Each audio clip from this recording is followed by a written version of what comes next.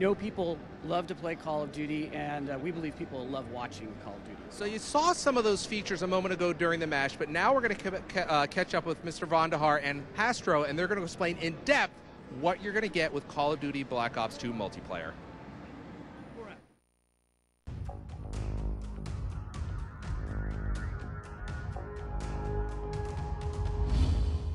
David, that was amazing. What did we just see? That was the world premiere of the codcasting feature in Call of Duty Black Ops 2 multiplayer, and that was Cargo in Team Deathmatch. Thanks, David. Hastro, tell us about some of the tools that we just saw. Sure. So you saw a few different elements in the codcasting feature, and it just really allows us to get in and make a better viewing experience for the audience that's tuning into Call of Duty matches online, right? So you saw an element called the score panel, and that's the kind of the key element at the very top center of the screen. The score panel is just a way for us to give information quickly to the audience, the score, what team's in the lead, and how much time is left in the game. And then, of course, we saw the names up there. That's the nameplate. Yeah, the nameplate essentially is our way of giving the player a jersey and a number, right? A name on the back of the jersey. We're in a first-person POV in Call of Duty Black Ops 2, so we want to be able to identify the player and who you're watching, so that's what the nameplate does. Now, that's all great, but viewers really want to see the map. Tell us about the map. Yeah, the map overhead is a really important piece of information for the audience. So the audience wants to see where the teams are set up, where they're located on the map, where the engagement's about to occur.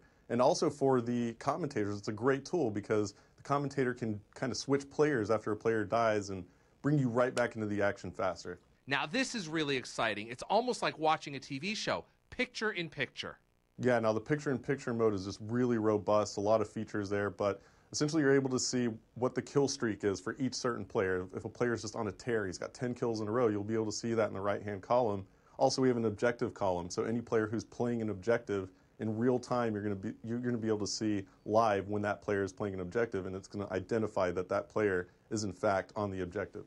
Are there a lot of options that we can tweak? Well, we actually have elements of the HUD that are removable, and you can actually customize the HUD for the viewer. And you can actually go in and, let's say an esports league or a big tournament wants to put in their own graphics, so you can remove a piece of the HUD, and we can actually fully customize that for the viewing experience. So you can completely wipe it, put in the mini-map, take it away, different things like that. It's just very, very robust, and essentially that's what makes up codcasting. Now, one of the really neat features is Listen In, where we can actually hear the players, right?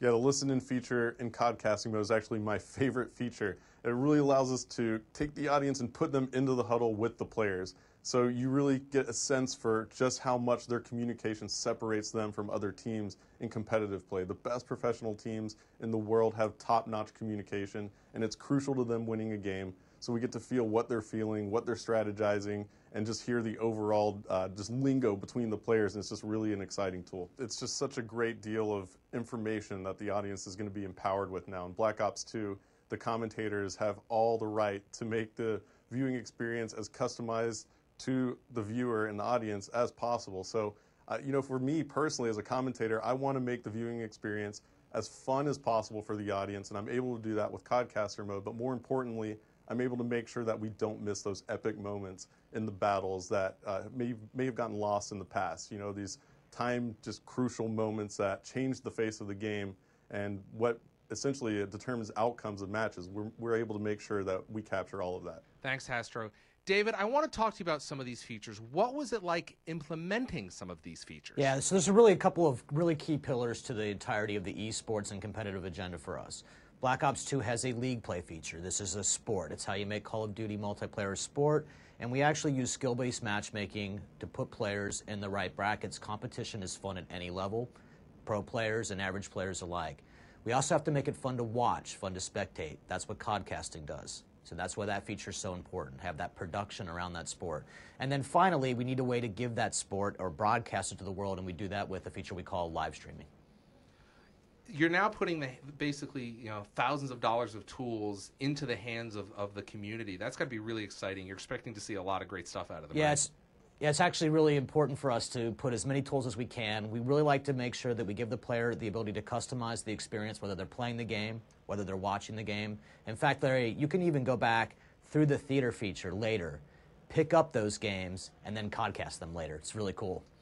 The team at Treyarch has got to be excited about the work that they've done around this. They've always really enjoyed the community, but this takes it to a different level. We're going to keep going. We're pretty engaged with the community all the time. They're very passionate people. They have a lot to say about the game. And it's really fun to take their ideas, mold them into the context and structure what the game's supposed to be like, and then bring them right back to the players. Thanks, David. Any final words? Sure. I mean, you know, I've just been blown away by how dedicated the team at Treyarch has been to making this experience for the players as best as it can be and giving them as much customization that they can have. It's just mind-blowing how dedicated they are to their community and how well they treat their fans and the players that play the game. So I think that's something that, you know, all of the Black Ops 2 players out there, when they get the game, are going to realize pretty quickly. Thank you, Hastro. Any final words? We're really excited to put this game in players' hands. And when you get there and you get your hands on it, I want you to tell us what you're thinking about it, how it's working for you. Feed right back to us so we can continue to make and improve our games for you. Welcome back to the pit, everyone. I am here with Hastro and a very special new codcaster. It's Vaughn, and look at this. I'm your friend at the moment, right? Am I your friend? I can't tell. Yeah. I'm your enemy. Yeah, you're foe now. This is an amazing piece of work. You know, what's the story behind this? It's classified, beyond top secret. Is this an unlockable in Black Ops 2? It's a very special unlock, only available to the top players in the world. Nice. Hey, listen, so not only tonight are you getting the world premiere of Black Ops 2 multiplayer streamed live, you're also getting the world premiere of Vaughn as a codcaster. How about that? Yeah, it's a weekend of first for me, and we're just going to go straight with it with my friend Astro here and have a go. Why not? And Astro, you've had some pretty big voices next to you in that codcasting booth, right? How does it feel to have Vaughn next to you? I can't say enough about this guy. I mean, honestly, it's a joy to have him here casting with me, absolutely. And I'm his friend right now, apparently, so I'm his enemy now, so it's great to have him here. Changes quickly. Do you guys want to have a hug, or we just get on with the next game? Let's get on with the next game, right? Okay, so really good start tonight. Amazing to see the Europeans really put that one in the bags, yeah? Oh man, I was actually really surprised. I mean, they really took it to the North Americans right there, pretty bad. I mean, that was a rough one. So we'll see what happens here in the next round. Home advantage telling in that first game, but it's all going to change because we're showing off one of the new game modes now. This is multi-team deathmatch. Tell us about this one, Vaughn. Yeah, so this is a 3-on-3-on-3-on-3, but you can play multi-team deathmatch with up to 6 factions and any combination of 18 players. This is going to be very intense. These are very competitive guys, very competitive, small teams of 3, small group, squad tactics are going to matter. They're going to have to load out really well and work together to win this game. It's going to be an epic, epic match. Now those loadouts are really interesting, right? So everyone knows about the Pick 10 creator class system. Tell us how that's influencing the multiplayer game and what people should look out for in this. So in this particular combination, I'm going to be specifically looking to see how these guys have combined wildcards and Pick 10 together to complement each other's play styles, because with this multi-team deathmatch game, this action's so intense and these guys are going to have to be cooperating, so I want to see how different their classes are and how similar they are, and that should be a really interesting thing to look for here. Good stuff. Okay, so the guys are into their teams now. The guys that they're playing with are the guys they play with all the time, so the communication should come to the fore here. Tell us about the map that we're playing on, Hastro. Sure, so we're actually going to be launching this game on Turbine, and it's going to be multi-team, like David said. So it's 3 versus 3 versus 3 versus 3, 4 teams of 3. And the map Turbine is just going to be an excellent choice here in this multi-team TDM. It just plays really fast. It's a great map. You can climb on everything, and it's going to be great. All right, multi-team team deathmatch, twice the teams, twice the carnage. Look out for that communication teamwork coming to the fore. Let's get going with it.